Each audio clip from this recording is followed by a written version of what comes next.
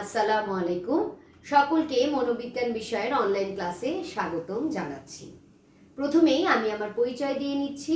আমি ফারহানা শারমিন, প্রভাষক ও বিভাগীয় ইনচার্জ, মনোবিজ্ঞান বিভাগ, মাইলস্টোন কলেজ।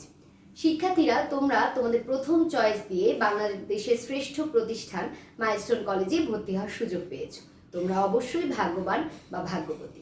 তোমাদেরকে ধন্যবাদ জানাচ্ছি মাইলস্টোন কলেজকে নির্বাচন করার জন্য। তোমরা যেহেতু সশরীরে কলেজে যে ক্লাস করতে পারছো না, তাই অনলাইনের মাধ্যমে আমাদের পাঠদান কর্মসূচি চলছে। এই কারণে আমি তোমাদেরকে একটু কলেজ ক্যাম্পাসের সাথে পরিচয় করিয়ে দিচ্ছি। শিক্ষার্থীরা, এটি হচ্ছে আমাদের স্থায়ী ক্যাম্পাস দিয়াবাড়ি।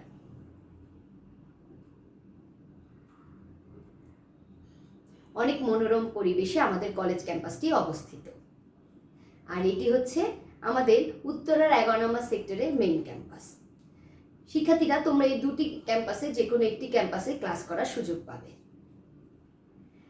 এখন আমি আমার মেইন টপিক, যেটা মনোবিজ্ঞান বিষয় নিয়ে কিছু কথা বলবো। তাহলে আজকে আমাদের শিক্ষণফল কি হবে? আজকে আমাদের শিক্ষণফল হবে তোমরা মনোবিজ্ঞান বিষয়টি সম্পর্কে ধারণা লাভ করবে এবং চতুর্থ বিষয় হিসেবে কেন বিষয়টি নির্বাচন করবে তা জানতে পারবে। তাহলে চলো আমরা আমাদের পাঠদানে চলে যাই। আমাদের কলেজে বেসিক্যালি ফোর্থ সাবজেক্ট হিসেবে 3টি বিষয় দেয়া হয়। মেইন সাবজেক্ট বায়োলজি এবং হায়ার ম্যাথ তো রয়েছেই, পিওর সায়েন্স যেটা বলে। এছাড়া ফোর্থ সাবজেক্ট হিসেবে 3টি সাবজেক্ট, সাইকোলজি, এগ্রিকালচার স্টাডিজ এবং স্ট্যাটিস্টিক্স বা পরিসংখ্যান। সেখানে কম্বিনেশনগুলো এমন থাকে: বায়োলজির সাথে সাইকোলজি, হায়ার ম্যাথের সাথে কৃষি শিক্ষা বা বায়োলজির সাথে কৃষি শিক্ষা এবং হায়ার ম্যাথের সাথে স্ট্যাটিস্টিক্স। কেন এই কম্বিনেশনগুলো দেওয়া হয়? যেহেতু এটি ফোর্থ সাবজেক্ট হিসেবে নেওয়া হয়, আমরা যদি একটি সহজ সাবজেক্ট নিয়ে পড়ি, খুব সহজেই আমরা মেইন টপিকগুলো বা মেইন সাবজেক্টে আমরা খুব সহজে মনোযোগ দিতে পারবো। এই কারণে ফোর্থ সাবজেক্টটি সহজ সাবজেক্ট হিসেবে দেওয়া যায়।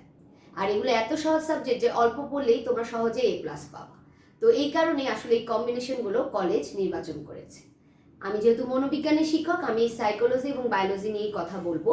বায়োলজি এবং সাইকোলজি নিয়ে কেন পড়বা? কারণ বায়োলজির সাথে সাইকোলজি ওতপ্রোতভাবে জড়িত। শরীর এবং মন দুটি কিন্তু পাশাপাশি জড়িত। এখন তুমি ডাক্তার হবা, কিন্তু এখন যদি তুমি তোমার পেশেন্টের মানসিক অবস্থা না বুঝো, তাহলে কিন্তু ট্রিটমেন্ট করতে পারবা না। তুমি ডাক্তার হবা, এখন একজন ক্যান্সার রোগীকে যদি তুমি বলো যে হ্যাঁ, আপনার তো ক্যান্সার হয়েছে, 2 দিন পর আপনি মারা যাবেন, সো আপনি এই ওষুধগুলো খেয়ে, তাহলে কি সেই রোগীর মানসিক অবস্থা ভালো থাকবে? থাকবে না।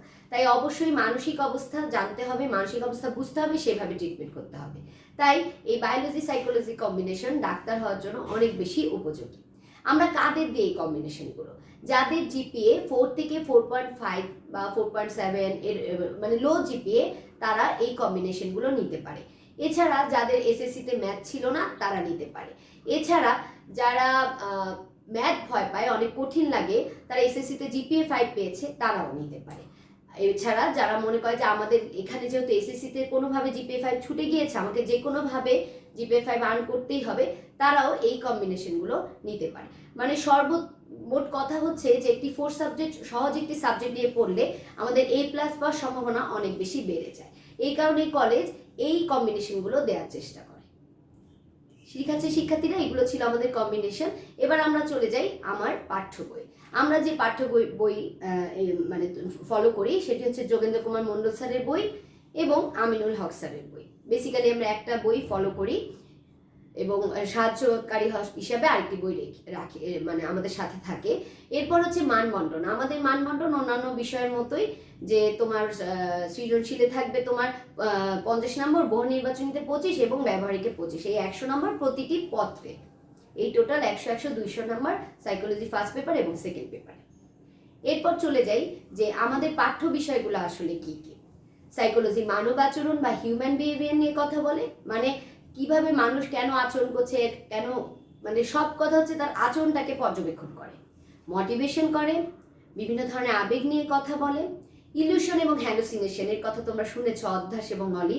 ইলিউশন হচ্ছে যে ভুলভাবে দেখা, সবাই দেখতে পারে, আর হ্যালুসিনেশন হচ্ছে অবাস্তব কোনো কিছু দেখা। এগুলো সাইকোলজিতে আলোচনা করা হয়, আমি পরবর্তী স্লাইডে তোমাদের দেখাবো।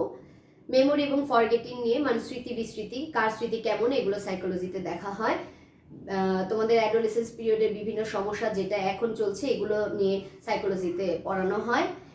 এছাড়া রয়েছে অটিজম নিয়ে ইন্টেলিজেন্স আইকিউ টেস্ট করা হয়, পার্সোনালিটি বা ব্যক্তিত্ব নিয়ে কথা বলা হয়, মানসিক চাপ অনেক বেশি থাকে, এগুলো কিভাবে নিয়ন্ত্রণ করবা, নিজেকে কিভাবে বাঁচাবে, এগুলো নিয়ে সাইকোলজিতে আলোচনা করা হয়, কাউন্সেলিং এবং রয়েছে পরিসংখ্যান।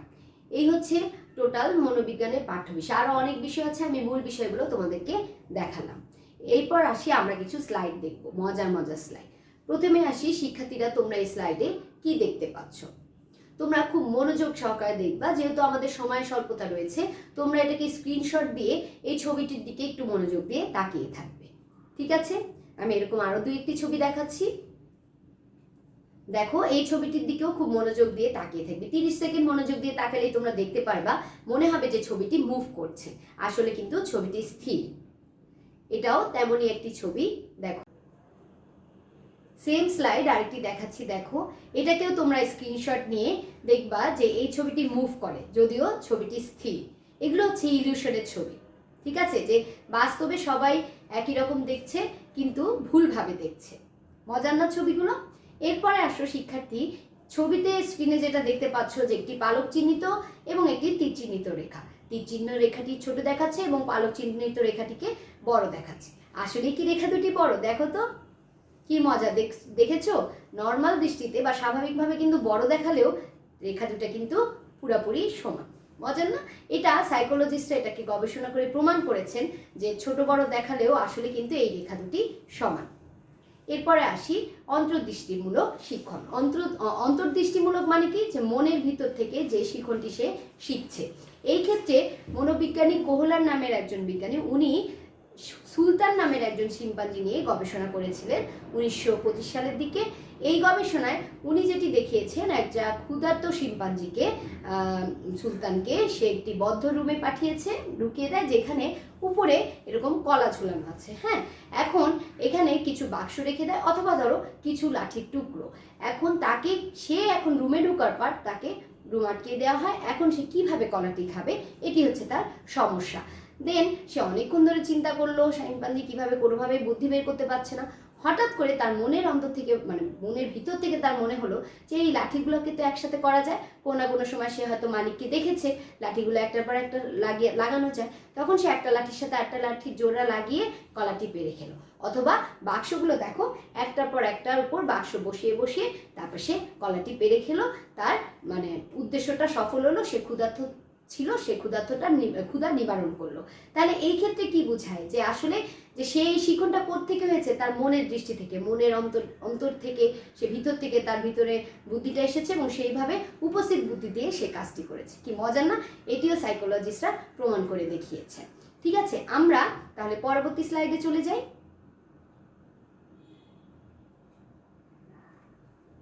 গুনবে, আমি আপাতত তোমাদেরকে বলে দিচ্ছি এখানে টোটাল কয়টি মুখ আছে। তোমরা গুনে দেখো। দেখো, এখানে টোটাল 60টি মুখ আছে। আমি একটু বলে দিচ্ছি, 1 2 3 4 5 6 এই 7, এখানে টোটাল 7টি মুখ রয়েছে। এটা যদি আমি তোমাদের সামনে থাকতাম, অবশ্যই তোমাদেরকে আমি মানে সুযোগ দিতাম, সময় দিতাম গুনে আমাকে বলার জন্য। তোমরা স্ক্রিনশট নিয়ে এখানে কয়টি মুখ আছে আমাকে কিন্তু জানাবে। যদি সঠিক উত্তর দিতে পারো অবশ্যই পুরস্কার আছে। ঠিক আছে, সাইকোলজিতে এই জিনিসগুলো মানে খুবই ইন্টারেস্টিং, যে তোমার ধৈর্য শক্তি কেমন সেটি দেখার জন্য, কতটুকু অস্থিরতা আছে বা কতটুকু তুমি ভালো করতে পারছো, এটা খুব ঠান্ডা মাথায় সেগুলো দেখতে হবে। এরপর দেখো যে নিচের ছবিতে কি দেখতে পাচ্ছ। কেউ হয়তো একে বলবে ফুলদানি, কেউ বলবে দুটি মানুষের মুখ। এক একজন এক এক দৃষ্টিতে বলবে, তাই তো? কিন্তু আসলে কেন মানুষ কেন কালোটাকে বেশি দেখছে অথবা কেন সাদাটাকে বেশি পর্যবেক্ষণ করছে, এগুলো আমাদের সাইকোলজিস্টের কথা। তোমরা মনোবিজ্ঞান পড়লে এই কেনর উত্তরটি একটু হলেও জানতে পারবে। আচ্ছা, তোমরা স্ক্রিনে কি দেখতে পাচ্ছ? এটি কি র্যাবিট না এটি ডাক? বলো তো, এটি কি হাঁস না এটা খরগোশ? ডান সাইড দিয়ে দেখলে যেমন একরকম মনে হবে, বাম সাইড দিয়ে। মজার না? ছবিটাই সাইকোলজিস্ট এমনভাবে তৈরি করেছেন যে দুই দিক দিয়ে দুই রকম লাগে একই ছবি। খুবই মজার, তাই না? আচ্ছা, এরপরে আসি আমরা মোটিভেশন। শিক্ষার্থীরা, তোমরা এখানে যে স্টেজগুলো আছে, তুমি কোন স্টেজে আসছো এটা একটু চিন্তা করবে। যে আমি কি আসলে আই ওয়ান্ট টু ডু ইট, আমি কি এটা করতে চাচ্ছি, আমি কি I will try to do ইট, আমি করতে চাচ্ছি না হাউ ক্যান আই ডু ইট, মানে আমি কি করতে চাচ্ছি, আই উইল ডু ইট, কোন পর্যায়ে তুমি আছো। যদি তুমি বলো যে আই ক্যান ডু ইট, তাহলে বলবো অবশ্যই তোমার আত্মবিশ্বাস অনেক ভালো। যদি বলো আই কান্ট ডু ইট, তার মানে তোমার মধ্যে আত্মবিশ্বাসের অভাব রয়েছে। কেউ যদি বলো I want to do it বা how do I do it, তার মানে হচ্ছে তোমাদের মধ্যে মানে সিদ্ধান্তহীনতা রয়েছে। তাহলে এই জিনিসগুলো যে মোটিভেশন, যে এই তোমাদের যে ল্যাকিংসগুলো, এগুলো পূরণ করবো কিন্তু আমরা সাইকোলজির টিচাররা। তোমাদের যে সাইকোলজি নিতেই হবে এমন কোনো কিন্তু কথা নেই। তবে সাইকোলজি না নিলেও তোমাদের যে কোনো সমস্যা আমাদের সাথে তোমরা ডিসকাস করতে পারো। কিভাবে? এই যে কাউন্সেলিং এর মাধ্যমে। কাউন্সেলিং কি জিনিস শিক্ষার্থীরা? কাউন্সেলিং হচ্ছে যে কাউন্সেলর নামে একজন থাকে, যিনি ক্লায়েন্ট বা পেশেন্ট, একে বলে কাউন্সেলর, এবং ইনি হচ্ছেন পেশেন্ট যার সমস্যা, একে বলে ক্লায়েন্ট সাইকোলজিক্যাল ভাষা। কাউন্সিলরকে ক্লায়েন্ট তার সমস্যাগুলো বলবে সামনাসামনি কথোপকথনের মাধ্যমে। তারপরে ক্লায়েন্ট চিন্তা করবে যে তাকে কিভাবে, কাউন্সিলর চিন্তা করবে তাকে কিভাবে সাহায্য করা যায়। সেই ক্ষেত্রে বিভিন্ন ধরনের কেন হলো, কিভাবে হলো, কেন এই পর্যায়ে আসলাম, বা আমি কি এটা করবো না, আমি এটা করবো না, আমার মধ্যে দ্বিধাদ্বন্দ্ব থাকে, এইসব প্রশ্নের উত্তর পেতেই কাউন্সিলররা বিভিন্ন ধরনের অ্যাডভাইস দিবে, তোমাকে হেল্প করবে, টিপস দিবে, সাপোর্ট দিবে, তোমাকে অ্যাসিস্ট করবে এবং গাইডলাইন দিবে, কিন্তু কখনো সমাধান দিবে না। মানসিক যে কোনো সমস্যার সমাধান কিন্তু তোমাকেই করতে হবে, তবে কাউন্সিলররা তোমাদের হেল্প করবে। এরপরে আসি অটিজম। হ্যাঁ, সাইকোলজি অটিস্টিক বা অটিজম নিয়ে কথা বলে। বুদ্ধি প্রতিবন্ধী কেন হয়, কি জন্য হয়, কিভাবে এদের কারণ, এগুলো বিষয় নিয়ে কথা বলে। এই অটিজম বাচ্চাদের নিয়েও কিন্তু ভবিষ্যতে কাজ করার একটি সুযোগ থাকে। এরপরে আসি পার্সোনালিটি। শিক্ষার্থীরা তোমরা জানো পার্সোনা শব্দের অর্থ? পার্সোনা শব্দের অর্থ হচ্ছে ব্যক্তিত্ব। হ্যাঁ, মুখোশ, পার্সোনা শব্দের অর্থ হচ্ছে মুখোশ। ওই যে চিত্রে যেটা দেখতে পাচ্ছ মুখোশ, এই মুখোশ। তার মানে কি পার্সোনা কথাটা থেকে কিন্তু পার্সোনালিটি শব্দটি আসছে। তার মানে হচ্ছে মানুষের উপরে যে মুখোশটি থাকে এটাকেই বলে ব্যক্তিত্ব। ঠিক আছে, যে মুখোশের আড়ালে মানুষ কেমন হতে পারে। তো পার্সোনালিটি বিভিন্ন রকম হয়, কার কেমন পার্সোনালিটি হবে সাইকোলজিতে সেটি মানে জানা যায়, বর্ণনা করা হয়। একজন সাইকোলজি প্রমাণ করেছে এরকম কিছু ছবি, যেটার কোনো মানে বলতে পারো অর্থহীন ছবি, কিছু কালির ছাপ, এটা দিয়ে রোশাক নামে একজন সাইকোলজিস্ট, উনি এরকম ছবি দেখিয়েছেন, এরকম অনেকগুলো কার্ড করেছেন। ছবি দেখানোর পর বলতে বলেছেন যে কি দেখতে পাচ্ছ। এখন শিক্ষার্থীরা তোমরাই বলো তোমরা কি দেখতে পাচ্ছ। তোমরা হয়তো কেউ বলবে যে দুটি টুপি দেখতে পাচ্ছি, কেউ বলবা যে মানুষ দেখতে পাচ্ছি, কেউ বলবা অর্গান দেখতে পাচ্ছি, বা পাকোসেল দেখতে পাচ্ছি। এক একজন এক এক কথা বলবা, কেউ রঙের কথা বলবা, কেউ আকৃতির কথা বলবা। তো রোশাক মনোবিজ্ঞানী যেটা বলেছেন যে মানুষের ব্যক্তিত্বটা তিনি যেভাবে তুমি বলবা সেটার উত্তরের উপর ভিত্তি করে দেওয়া যাবে। যেমন তিনি বলেছেন যে কেউ যদি এটিকে মানুষ হিসেবে দেখে, তার মানে তার চিন্তা করার অনেক বেশি, মানে চিন্তা করার পরিধি বেশি, সে অনেক মেধাবী। কেউ যদি দেখে জীবজন্তু হিসেবে দেখে বা স্টিল জড় পদার্থ হিসেবে দেখে, তার চিন্তা শক্তি সীমিত। কেউ যদি শুধু রং নিয়ে কথা বলে, তার আবেগ হচ্ছে অসংযুক্ত। কেউ রং আর আকৃতি উভয় নিয়ে কথা বলে, তার আবেগটা তার কন্ট্রোলে রয়েছে। তো এই হচ্ছে বিভিন্ন ধরনের মানে তোমার বলতে গেল ক্রাইটেরিয়া তোমার ব্যক্তিত্বের, এগুলো নির্বাচন করা হয় বিভিন্ন কার্ডের মাধ্যমে। এরপর আসো ডিফেন্স মেকানিজম, যেটা বলে নিজেকে বাঁচানোর কৌশল বা আত্মরক্ষামূলক কৌশল। শিক্ষার্থীরা আমরা কিন্তু প্রায় বলি যে আমার যদি পরীক্ষা খারাপ হলো, যে না আমার জন্য না, টিচার আমাকে খারাপ করে দিয়েছেন, সে আমাকে নাম্বার দেয়নি, আমি তো লিখেছিলাম। সবসময় আমরা আমার দোষটা ঢাকার জন্য আরেকজনকে দিই। হয়তো তুমি নিজে প্রিপারেশন নাওনি, ভালো পরীক্ষা হয়নি, কিন্তু তুমি দোষারোপ করছো টিচারকে। হ্যাঁ, তাহলে একে বলে প্রতিক্ষেপণ, নিজেকে বাঁচানোর কৌশল। নিজেকে বাঁচিয়ে মানসিক শান্তি পাওয়া যায়, তাই তো? এরপর দেখো অপস্থাপন বা ডিসপ্লেসমেন্ট। হ্যাঁ, এই ক্ষেত্রেও দেখো যে একজনের রাগ আসলে আরেকজনের উপর যদি তুমি ঝাড়ো, তাহলে কিন্তু তোমার মানে রাগটা যদি ট্রান্সফার করো, তোমার কিন্তু মানসিক চাপ অনেক কমে যাবে। হ্যাঁ, এখানে দেখিয়েছে যে অফিসের বস অঙ্কিতা নামের একজন মেয়ে মানে এমপ্লয়িকে খুব বকাঝকা করছে। সে বাসায় এসে তার নিরীহ হাজবেন্ডকে বকাঝকা করছে। ঠিক আছে, তাহলে বিষয়টা কি হলো যে সে তার হাজবেন্ডের তো কোনো দোষ নেই, হাজবেন্ড কিছুই বুঝলো না, কিন্তু এসে তার ওই যে রাগটা তার উপর ঝাঁকলো। ধরো হাজবেন্ড এখন তারপরে তার গৃহকর্মীর উপর বা যে কাজের মানুষ আছে তার উপর ঝাড়ছে, বা বাচ্চাদের উপর ঝাড়ছে, এরকম মানে ট্রান্সফার হচ্ছে। এটি হচ্ছে ডিসপ্লেসমেন্ট বা অপস্থাপন। মজার না? তো এইটা আসলে আমরা কি করি সাইকোলজিক্যালি, এগুলো করে আমরা নিজেকে একটু মানসিকভাবে শান্তি দেওয়ার চেষ্টা করি, নিজেকে বাঁচানোর চেষ্টা করি। এরপর সাইকোলজি বিভিন্ন ধরনের ইমোশন নিয়ে কাজ করে। তুমি হয়তো অনেক বেশি ফ্যাট কাঁদোনি, হয়তো অনেক বেশি তোমার মানে খুব বেশি ধরো স্ট্রিট সহজে কান্না আসে না। হ্যাঁ, এই ধরনের। তারপরে আবেগ তুমি কিভাবে নিয়ন্ত্রণ করবে, এগুলো তোমরা সাইকোলজিতে তোমাদের ইন্টারমিডিয়েটের বই রয়েছে, তোমরা পড়বা। এরপরে যেটা আছে যে আমরা জানি যে আমাদের জীবন এবং মানে স্ট্রেস মানে দুশ্চিন্তা আমরা সবসময় হাতে নিয়ে থাকি, ঘুরি, তাই না? তো আসলে মানসিক চাপটা সাইকোলজির অনেক বড় একটা বিষয়। কিভাবে তুমি মানসিকভাবে ভালো থাকবে, মানসিক চাপ থেকে রক্ষা পাবে, এই সব উপায়গুলো নিয়ে একটি বড় একটা চ্যাপ্টারই তোমাদের আছে, অনেক ইন্টারেস্টিং চ্যাপ্টার, এগুলো সাইকোলজিতে পড়ানো হয়। ঠিক আছে, এরপরে আমরা তাহলে চলে আসি আমাদের পাঠদানে। হ্যাঁ, যে মনোবিজ্ঞান শব্দের অর্থ কি? মনোবিজ্ঞান শব্দ হচ্ছে যে ইংরেজি প্রতিশব্দ হচ্ছে সাইকোলজি, যেটা আমরা জানি যে পিসি চলো যাই। হ্যাঁ, এখন পিসিকে নিয়ে কোথায় যাচ্ছে এটা আমরা জানি না, তবে পিসিকে নিয়ে যাচ্ছে। ঠিক আছে, এটা আমরা মানে স্পেলিংটাকে মনে রাখার জন্য পিসি চলো যাই আমরা বলি। আসলে সাইকোলজি শব্দটি সাইক এবং লগস থেকে আসছে। সাইক শব্দের অর্থ আত্মা এবং লগস শব্দের অর্থ জ্ঞান। তাহলে বেসিক্যালি সাইকোলজি শব্দের অর্থ কি? সাইকোলজি শব্দের অর্থ আত্মা সম্বন্ধীয় জ্ঞান। কিন্তু আত্মাকে কি ধরা যায়, ছোঁয়া যায়? কিছুই করা যায় না। এই কারণে পরবর্তীতে সাইকোলজিস্টরা ভাবলেন যে না, আমরা মন নিয়ে গবেষণা করব, মানুষের মন, মানুষের আচরণ নিয়ে গবেষণা করব। তাহলে মনোবিজ্ঞান শব্দ থেকেই আসে যে আসলে মনোবিজ্ঞান বা সাইকোলজি শব্দের অর্থ হচ্ছে মন সম্বন্ধীয় বিজ্ঞান। তো এটি ছিল মনোবিজ্ঞান সম্বন্ধে সংক্ষিপ্ত তোমাদের কিছু আলোচনা। মনোবিজ্ঞান নিয়ে অনেক কিছু আছে, আমি তোমাদেরকে সংক্ষেপেই একটু পরিচয় করিয়ে দেওয়ার চেষ্টা করলাম। এখন আসি মেন টপিকে, যে আমরা কেন চতুর্থ বিষয় হিসেবে মনোবিজ্ঞান বিষয়টি নির্বাচন করব। প্রথমেই আসি যে অবশ্যই এখানে সময় কম দিতে হয়, যেহেতু অনেক ইজি, অল্প পড়লে A+ পাওয়া যায়, সেহেতু অনেক সময় কম দিতে হয়। এরপর হচ্ছে সম্পূর্ণ বই থেকে আমরা বহু নির্বাচনী MCQ প্রশ্ন তোমাদেরকে ডাইরেক্ট মানে রেডি করে দেবো, তোমাদেরকে অত ঘাটতে হবে না, কষ্ট করতে হবে না, তোমার শুধু সেটা মুখস্থ করবো। তারপর কিছু কিছু বিষয় অবশ্যই তোমাদেরকে দিয়ে আমরা করাবো, একদমই তো হাত গুটিয়ে বসে থাকলে হবে না, কিছু কিছু করব। তারপরে হচ্ছে যে একদমই প্রাইভেট কোচিংয়ের কোনো প্রয়োজন হয় না, কোনো রকম খরচ নেই, এবং অবশ্যই যদি বায়োলজি সাইকোলজি কম্বিনেশনে পড়ো, আমরা নিশ্চয়তা দিব যে তুমি বোর্ড পরীক্ষায় A+ পাবা। কারণ যখন একটা সহজ সাবজেক্ট নিয়ে পড়বা, তখন তো তুমি মেইন সাবজেক্ট ফিজিক্স, কেমিস্ট্রি, বায়োলজিতে এগুলোতে সময় দিতে পারছো, তাই না? তাহলে অবশ্যই বোর্ড পরীক্ষায় একটা A+ পাওয়ার নিশ্চয়তা আমরা তোমাদেরকে দিব। ঠিক আছে, অবশ্যই ডাক্তার হতে পারবা, যেটা মেইন, যেটা আমি বলেছি যে যারা ডাক্তার হতে চাও এই কম্বিনেশনটা তাদের জন্য পারফেক্ট। শুধু শুধু ম্যাথ, একটা পিওর সায়েন্স পড়ে, তোমরা তো জানো যে মেডিকেল পরীক্ষায় ম্যাথ খুব একটা আসে না, ফিজিক্স, কেমিস্ট্রি, হ্যাঁ, এগুলোর উপর অথবা বায়োলজি নিয়ে বেশি আসে। সো তোমাদের এখানে ডাক্তার হওয়ার জন্য কিন্তু ম্যাথটা খুব একটি প্রয়োজন নেই। ঠিক আছে, সো পিওর সায়েন্স যে পড়তেই হবে এমন কোনো কথা নাই, এটা মাথায় রাখবা। এরপরে আছে যে যে কোনো ভার্সিটিতে তোমরা A আর D ইউনিটে পরীক্ষা দিতে পারবা, যেহেতু সাইকোলজি কিন্তু সায়েন্সের সাবজেক্ট, এই কারণে A ইউনিটে পরীক্ষা দিতে পারবে এবং D ইউনিটে মিক্স সাবজেক্ট দেখে পরীক্ষা দিতে পারবা। এবং তবে মানে ম্যাথ রিলেটেড যে সাবজেক্ট ফিজিক্স বা ম্যাথ তোমরা পাবা না, বাকি বিষয়গুলো তোমরা অবশ্যই পাবে।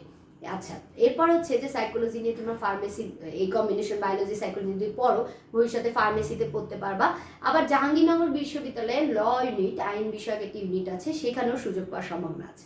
আমার বিগত বছরের শিক্ষার্থীগুলো কিন্তু অনেকেই এই ল নিয়ে পড়ছে, ফার্মেসি নিয়ে পড়ছে, হ্যাঁ, এগুলোতে পড়াশোনা করছে। আচ্ছা, এছাড়াও সাইকোলজি নিয়ে পড়ে তুমি কোথায় কোথায় যেতে পারো বা কোথায় কোথায় ভবিষ্যতে তুমি তোমার ক্যারিয়ার করতে পারো, সেটা একটু বলে দিই। যে সাইকোলজিতে তোমার অনার্স করে তুমি কাউন্সেলিং, ক্লিনিক্যাল বা এডুকেশন সাইকোলজি, স্কুল সাইকোলজি, এই সাবজেক্টগুলোতে পড়তে পারবে। তারপরে তুমি বলেছিলাম যে কাউন্সিলর হতে পারবে, চেম্বার খুলে তুমি ক্লায়েন্ট দেখতে পারবে। ঠিক আছে, এরপরে স্কলারশিপ নিয়ে বাইরে যাবার সুযোগ আছে।